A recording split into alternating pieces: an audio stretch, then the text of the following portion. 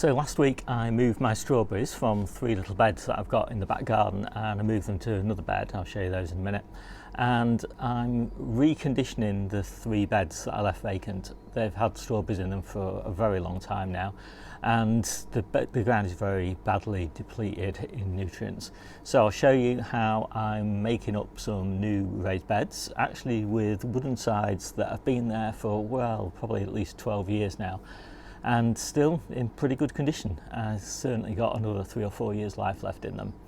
So I'm going to plant field beans in them right now because they're a great soil conditioner, and they also provide a great harvest over winter for leaves, not for the beans. And then in sort of May time I will be replanting with a succession of summer brassicas and some just sort of interplants and things like that. But I won't go into much detail about the future plans. You can see that in another video. So for now, let's just get bed making.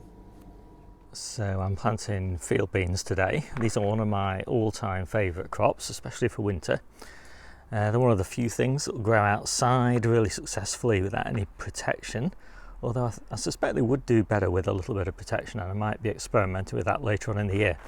But anyway, these are field beans. They're light broad beans, but they're smaller, they're hardier, and they seem to throw up new shoots at a faster rate than broad beans. So you could use broad beans for the same purpose, but I think field beans are the best option, and they're cheaper. These are from Suffolk Herbs, and they're generic, so there doesn't seem to be any particular varieties of them. They're just always called field beans. Probably not called field beans in other countries. I'm planting these middle of September, which is earlier than I would normally do it. Normally I would do it in October, but I want to see if I can just get them a little bit better established before the cold weather hits. And I'm planting these all over the place, but right now, today, I'm planting them in the back garden in what used to be the strawberry beds. So this is extremely depleted soil. It's basically just been strawberries with liquid feed for, well, probably 8 years, something like that. And I've taken strawberry runners and I've moved them to that bed. So you wouldn't normally need to do any real bed prep for field beans because they are a soil improver. You know, they're actually sold as a green manure, and that's because they form a symbiotic relationship with bacteria in the soil, and that results in nitrogen being fixed into little nodules that you'll see on the roots of them. If the bacteria is present in your soil, that will happen. If it's not, then it won't. And those little nodules store up nitrogen, and they store it up for the flowering and bean production phase of the plant's life cycle.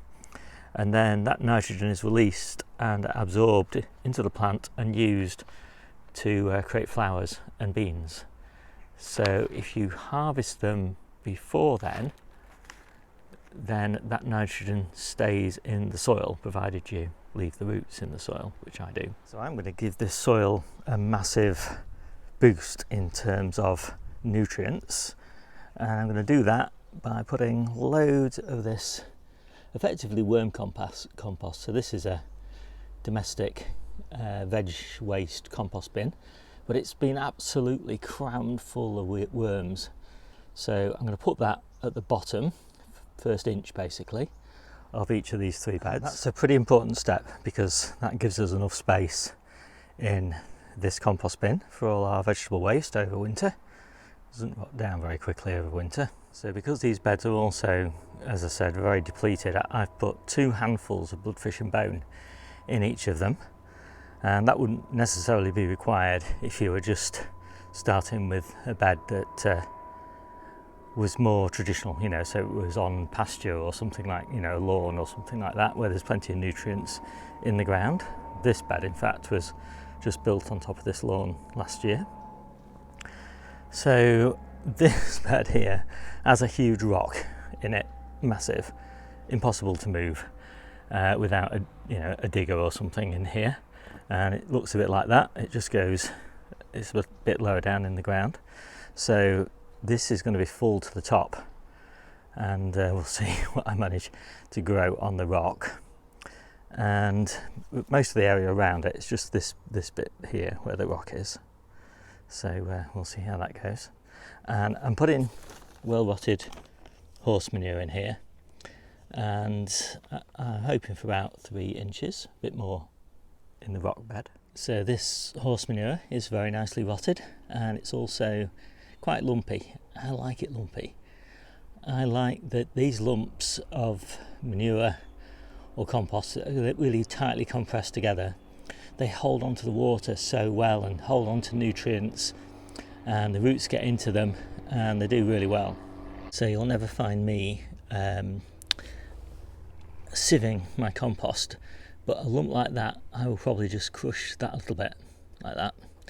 So just a few big lumps here like this, for example, I would just crush that with my fingers, just a little bit like that, still leaving plenty of lumps. I mean, from the water's perspective, this is still extremely lumpy, but it's just small enough that it doesn't really get in the way of the plant roots.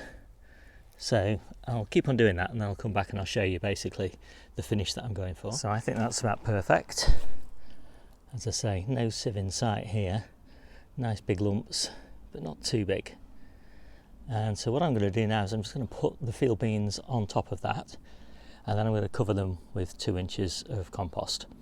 And because I'm not letting these field bean plants grow to maturity, I'm just harvesting them for the leaves, the growing tips. I'll show you that later.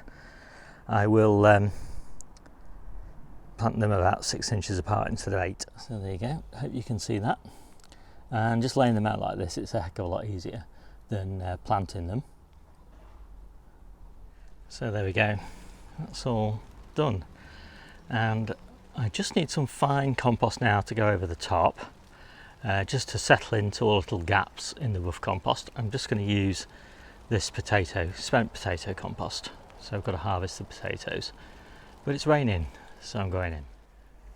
So I have just over 40 tubs of potatoes, so I have a lot of potato compost to get through every year, and I tend to use it as a mulch. That's my favourite use. But what I do at this time of year is the potatoes that I can't use, the potato compost rather, that I can't use for mulching, I will use for all manner of things that I want to grow in these containers. And my favourite things are things like green garlic and baby leeks and spring onions and things like that. All things that I can get a harvest from nice and early in the season, and free up the containers again for use in sort of late spring. And as I say, I really like this as a mulch, and it's a real nice complement, this kind of peaty kind of compost, to the horse manure. I think the mix is just about perfect. I'm going to throw some over into that adjacent bed. So these are Sarpamira, and you can see that it's just finer. It's just a finer compost. It just works its way into all the little gaps in this bed, and I think the beans will like that better than just the horse manure on its own. I'm quite pleased with this crop actually. So this is one of my smaller containers, but that's a nice yield of Sarpamira. And the way we generally do the harvest is we have 3 different types of potatoes, and so we harvest every 3 weeks, and that means that we get this nice mix of different types of potatoes. So we'll do Charlottes, Cara and Sarpamira, and then we'll give those away or use them ourselves over that 3-week period, and then we'll just harvest another tub, another 3 tubs. And yeah, so we've also got quite a lot of new potatoes in containers. We just leave everything in the compost definitely until winter, and then put it in the garage. But the new potatoes, we leave those in the compost until we need them, as they just do so much better in compost. They just come out just like new, and so we start those in July. There we go, that's enough. So now I'm going to do some shallots. Another one of our standards. And we normally do these lovely little, well, they're second early, but you can think of them as nice little salad potatoes. But we also grow them for bigger potatoes as well. And you can see there's quite a nice yield here. Quite pleased with these.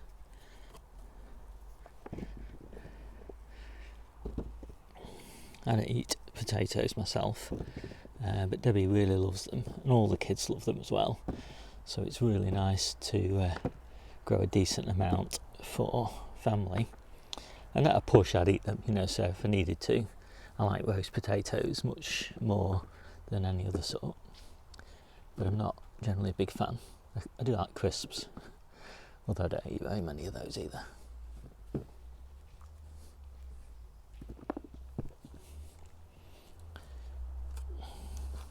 And you'll notice that I am kind of filling these beds up really to the very brim, because you'll find that by the time you get to replant these beds, which for me will be in late April, May time, which is when the brassicas will start going in, it'll probably drop to at least 2 inches as it settles down. So again, it's another harvest that I'm very pleased with.